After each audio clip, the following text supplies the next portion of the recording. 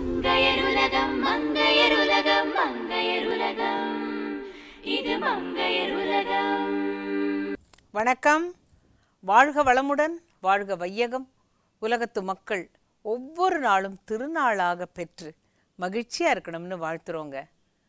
கோஃப்தா கறி செய்ய போகிறோம், சோயா நகட் வச்சு கோஃப்தா செய்ய போகிறோம். கோஃப்தா கறி சோயா நகட் வச்சு கோஃப்தா கறி பாருங்க. இப்போ நம்ம செய்ய போகிறது சோயா நகட்ஸ் கோஃப்தா கறி. அதுக்கு தேவையான பொருட்கள்: சோயா நகட்ஸ் 1 கப், கொத்தமல்லி இலை 1/4 கப், பொட்டுக்கடலை மாவு 3 - 4 மேஜைக்கரண்டி, தக்காளி நறுக்கியது 1/2 கப், சோள மாவு 3 மேஜைக்கரண்டி, பச்சை குடைமிளகாய் 3 மேஜைக்கரண்டி, வெங்காயம் நறுக்கியது 1 கப், இஞ்சி பூண்டு விழுது 1 தேக்கரண்டி, பச்சை மிளகாய் 3, மிளகாய்த்தூள் 1 தேக்கரண்டி, தனியாத்தூள் 1 தேக்கரண்டி, மஞ்சள் தூள் 1/2 தேக்கரண்டி, கரம் மசாலா 1 தேக்கரண்டி, சீரகம் 1/2 தேக்கரண்டி, சர்க்கரை 1 தேக்கரண்டி, எண்ணெய் தேவையான அளவு, உப்பு தேவையான அளவு. ஃபஸ்ட்டு பேனில் கொஞ்சமாக எண்ணெய் விட்டுக்கலாம். ஒரு பவுலில் இந்த சோயா நகட்ஸை நல்லா வெந்நீரில் ஊற வச்சுட்டு நல்லா தண்ணி சுத்தமாக புழிஞ்சிட்டு மிக்சியில் போட்டிங்கன்னா இது மாதிரி உதிரியாக அந்த க்ரம்ஸ் மாதிரி வந்துடும். அதை ஒரு பவுலில் போட்டுக்கணும்.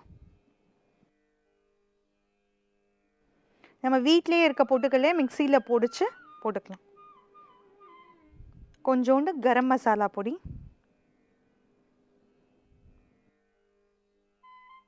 கொஞ்சோண்டு இஞ்சி பூண்டு பேஸ்ட், கொஞ்சமாக உப்பு, கொஞ்சோண்டு கொத்தமல்லி, இது எல்லாத்தையும் போட்டு ஃபஸ்ட்டு பிசைஞ்சுக்கோங்க.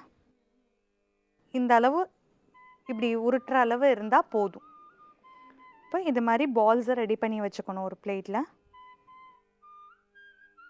ஃபஸ்ட்டு கிரேவிக்கு இது ரெடி பண்ணிக்கலாம். எண்ணெய் சூடாயிருச்சு.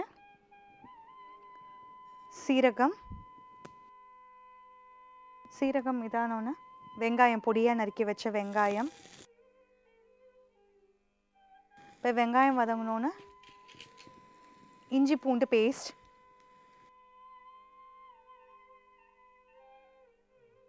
தக்காளி. ஆக்சுவலி நம்ம ஜென்ரல் கிரேவியில் தக்காளியும் நம்ம கிரைண்ட் பண்ணி போடுவோம். இதுக்கு தேவையான சால்ட், கொஞ்சோண்டு சர்க்கரை, இதை டேஸ்ட் கொடுக்கும் கிரேவிக்கு. கொஞ்சமாக பச்சை மிளகாய், கொஞ்சம் மஞ்சள் பொடி,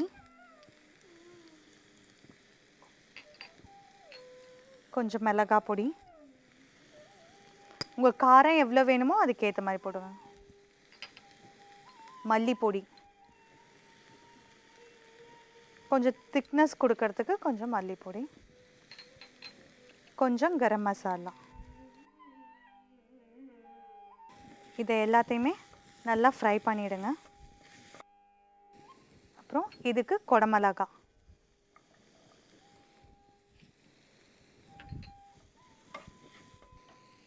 இதுக்கு தேவையான தண்ணி.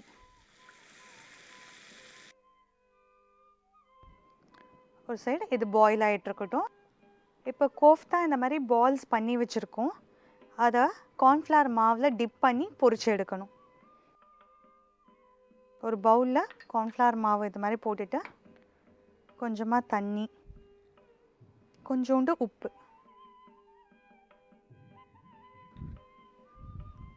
போட்டு இதை நல்லா பேஸ்ட் பண்ணிக்கணும்.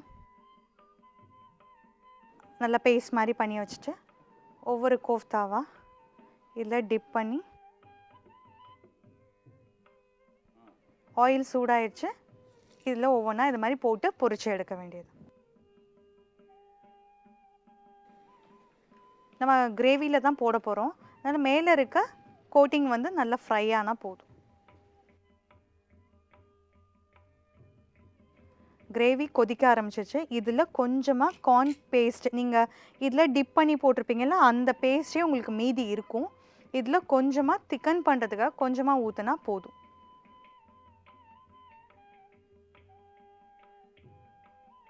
நம்ம கொஞ்சம் கறி மாதிரி பண்ணுறோம் அப்படிங்கிறனால கொஞ்சம் தண்ணி சேர்த்துக்கலாம்.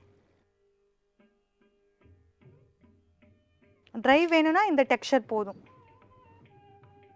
இந்த பொரிச்சு வச்ச கோஃப்தாவை இதில் சேர்த்துடலாம்.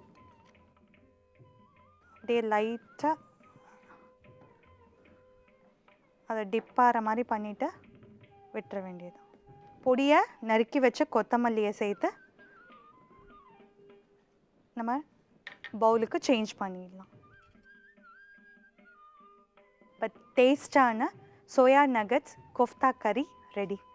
சோயா நகட்ஸ் கோஃப்தா கறி செய்ய தேவையான பொருட்கள்: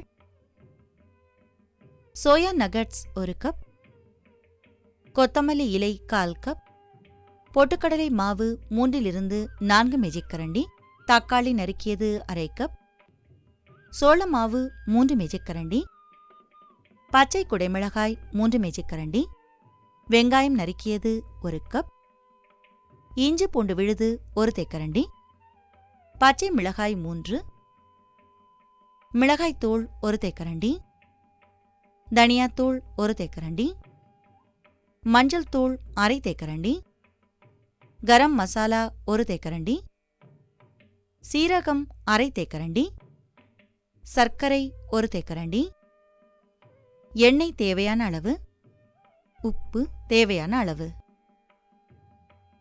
சோயா நகட்ஸ் கோஃப்தா கறி செய்முறை: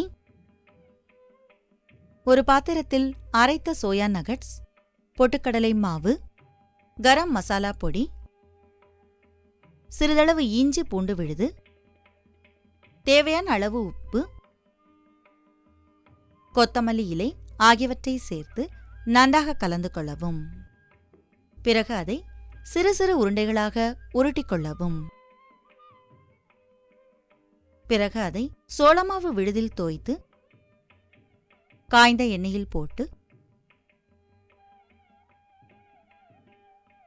பொன்னிறமாக பொரித்தெடுத்து தனியே வைக்கவும்.